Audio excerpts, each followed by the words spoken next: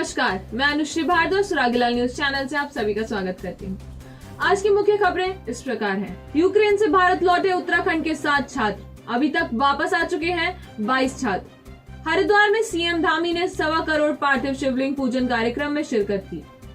नैनीताल में डीआईजी आवास के निकट चोरों ने दुकान खंगाल कर लगाई आग।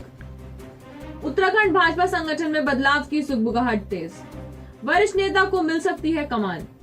ऋषिकेश के स्वर्गाश्रम के फक्कड़ बाबा को हाथी ने मार डाला।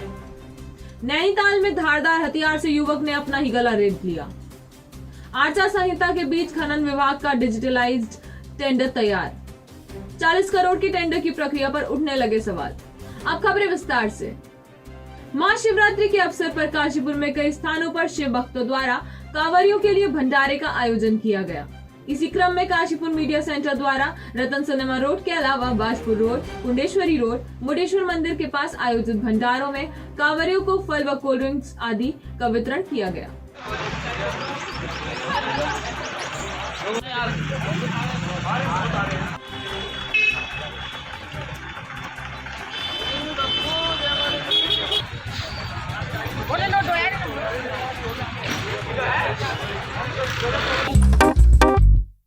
क्यों चैंपियन, कैसी थी तुम्हारी आज की रेस?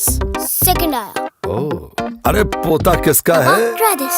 देवरपन पुदीना ब्लास्ट।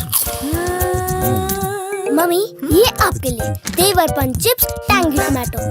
दादाजी आप ये ट्राई करो, देवरपन चिप्स क्रीम अनियन। कितने रनर से रेस में पार्टनर? 2। देवरपन क्रिस्पी क्रंची चिप्स। मस्ती से बोल, मस्ती में बोल।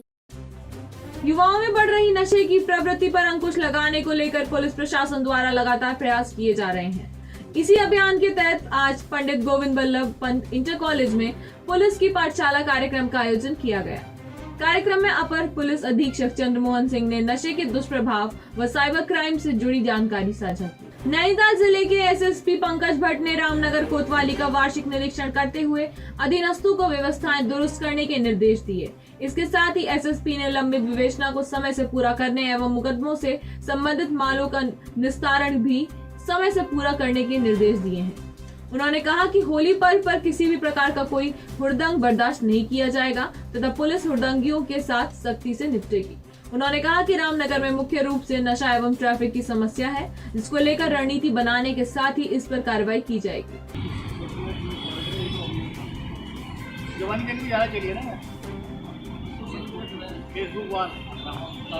इसमें जो वार्षिक निरीक्षण हमारे द्वारा किया गया है उसमें कुछ जो कमियां पाई गई हैं उनके लिए मेरे द्वारा निर्देशित कर दिया गया है कि उनमें सुधार करना आवश्यक है। इसके अलावा सीएलजी की मीटिंग मेरे द्वारा प्रथम बार की गई है, क्योंकि हमारा फोकस रामनगर में 2 चीज़ों पे खासकर है कि एक तो ड्रग्स के खिलाफ बड़ी कार्रवाइयाँ हों और दूसरा ट्रैफिक जो है ज़्यादा से ज़्यादा सुगम बनाया जा सके। इसको लेकर के ये मीटिंग हुई थी और जो लोगों द्वारा अपने कीमती सुझाव दिए गए उसमें हम निश्चित रूप से कार्रवाइयाँ करेंगे। अगर इसमें किसी संलिप्तता पाई जाएगी, वहाँ जिस प्रकार से उन्होंने कार्रवाई की उनके पास इन्फॉर्मेशन निश्चित रूप से होगी कि उनके द्वारा तभी इस पर कार्रवाई की गई। अगर इस प्रकार की कोई हमारे यहाँ इन्फॉर्मेशन होगी तो उस पर कार्रवाई की जाएगी। कल महाशिवरात्रि है, जिसके चलते मोटेश्वर धाम में श्रद्धालुओं का तांता लगना शुरू हो जाएगा। सुरक्षा के लिहाज से पुलिस प्रशासन द्वारा पूरी व्यवस्था कर दी गई है। मोटेश्वर धाम में पर्याप्त संख्या में पुलिस तैनात कर दी गई है। वहीं चैती परिसर में मेला भी लगाया गया है।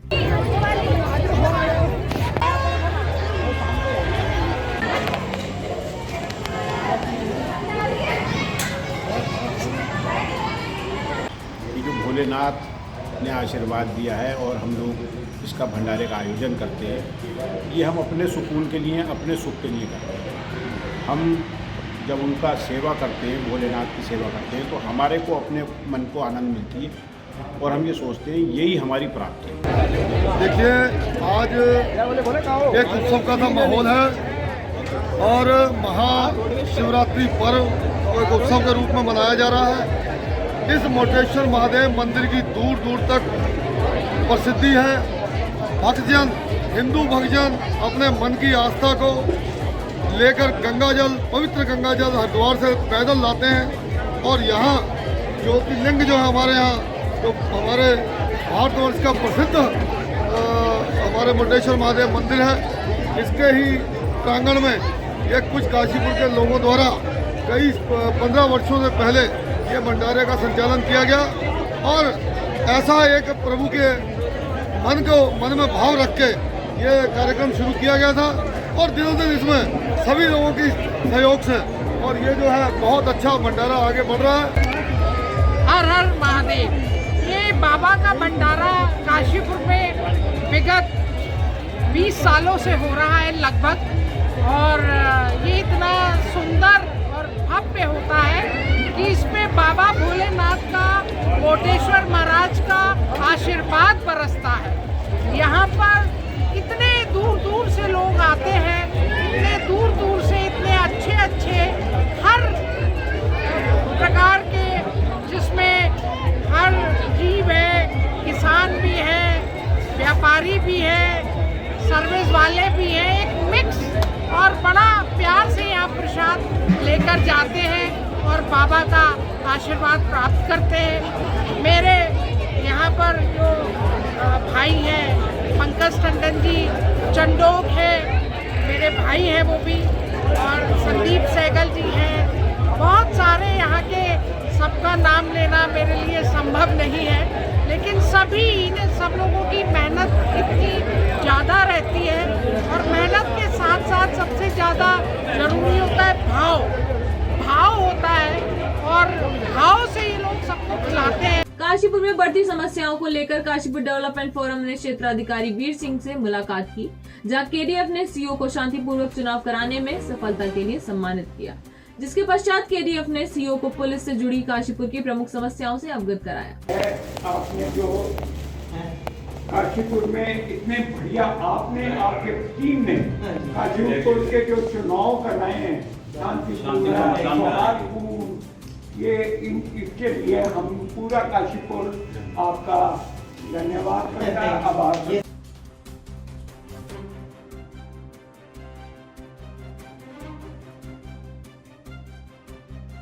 पुलिस क्षेत्राधिकारी ने काशीपुर के फ्लाईओवर के सटे राधेश्याम बिल्डिंग के सामने दुर्घटना का कारण बने डिवाइडर का निरीक्षण किया।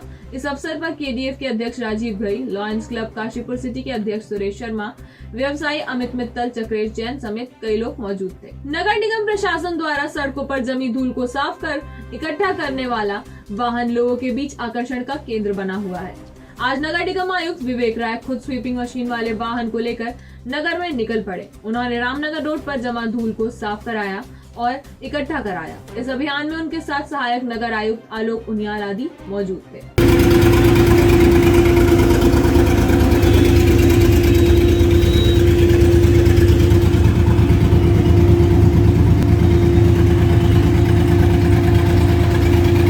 नगर निगम में एक स्वीपिंग मशीन है जो टाटा कंपनी की है। वो मशीन पिछले काफ़ी लंबे समय से वो चल नहीं पा रही थी। उसको हम पिछले 2 माह से चला रहे हैं, ठीक कराया हमने और बहुत अच्छा परफॉर्म कर रही है।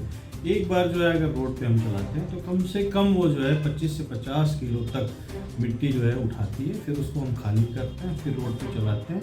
जो हमारे डिवाइडर्स हैं उसके किनारे किनारे जो मिट्टी जमा होती है, जब गाड़ियाँ आती जाती हैं तो वो धूल उड़ाती है। तो स्वीपिंग मशीन के माध्यम से जब हम उसको साफ कर लेंगे तो पर्यावरण में जो धूल जा रही है, जो नाक में लोगों के जाती है, पेट में और जो है फेफड़े में जाती है, उससे आदमी बचेगा। सांस के जो रोगी हैं उनको सहयोग मिलेगा और जो वातावरण दूषित हो रहा है उससे हम बचेंगे इस मशीन के माध्यम से। प्रशासन द्वारा जागेश्वर धाम में गर्भगृह के कपाट खोलने के आदेश दिए जाने के बाद पूजा अर्चना के लिए आज सभी मंदिरों में श्रद्धालुओं की भीड़ दिखाई दी। कल शिवरात्रि पर्व के मद्देनजर मंदिर प्रबंधन समिति द्वारा बैठक कर व्यवस्थाओं का जायजा लिया गया। साथ ही प्रशासन द्वारा सुरक्षा व्यवस्था हेतु पीआरडी जवानों को लगाया गया है। संवाददाता हेमंत सिंह मेहरा की रिपोर्ट।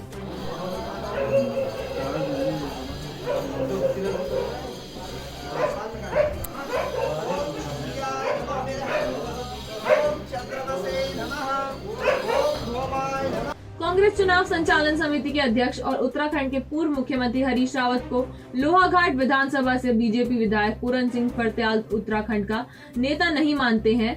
उनका कहना है कि हरीश रावत सिर्फ पलायन करने वाले नेता हैं। उन्होंने कहा कि 3 बार वे अल्मोड़ा से सांसद बने, जिसके बाद वे राज्य की अलग अलग विधानसभाओं में चुनाव लड़ते रहे या फिर अपने बच्चों को चुनाव लड़ाते रहे। संवाददाता मनोज कुमार की रिपोर्ट।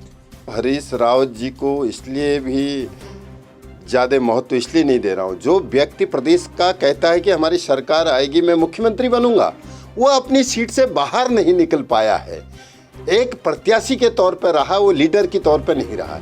और दूसरी बात, वो लगातार कहते हैं फ्लाइन की बात करते हैं। उनने खुद का अपना प्लान किया। हमारी अल्मोड़ा लोकसभा ने उन पर बहुत बड़ा विश्वास किया, 3 बार उनको लोकसभा का सांसद बनाया। उसके बाद वो पहाड़ से तराई में पलायन हो गया, हरिद्वार लोकसभा लड़ने आए। और उसके बाद दोबारा जब उनको 2017 में मौका मिला विधानसभा का, तो उनने जो है तराई को चूज किया, फिर वहाँ पे चोट खानी पड़ी। आज उनकी हिम्मत नहीं है कि पहाड़ में जाने की, पहाड़ के पलायन की बात करने वाले नेताओं को हम नकारते हैं। पहले अपनी कथनी करनी पे जाए। अगर वास्तव में वो पलायन के डिसफेवर हैं और पलायन पे वास्तव में योजना करना चाहते, तो अपना पलायन पहले रोकें। एक इतने बड़े नेता खुद पलायन कर गए हैं और वो पलायन की बात करते मेरे गले से नहीं उतरती है। मैं उनको अच्छी तरह से जानता हूँ। वो जहाँ से मैं विधायक आता हूँ, उसी लोकसभा के वो 3 बार सांसद रहे। लोग उन्हें बहुत प्यार स्नेह दिया। जब उनको लगा कि 3 बार बनाने के बाद इन व्यक्ति ने हमें धोखा दिया, तो वहाँ ने 4 5 बार हरा के उनको नकारा गया। आज उनकी हिम्मत नहीं है कि पहाड़ की ओर कहीं वो चुनाव लड़ें, और वो पलायन की बात कर रहे हैं और सरकार की बात कर रहे हैं। कितने सीटों पे वो गए हैं, उनसे पहले पूछे कि उत्तराखंड की 70 सीटों में आप अपने को कहते हैं कि मेरे नेतृत्व में कांग्रेस चुनाव लड़ रही है।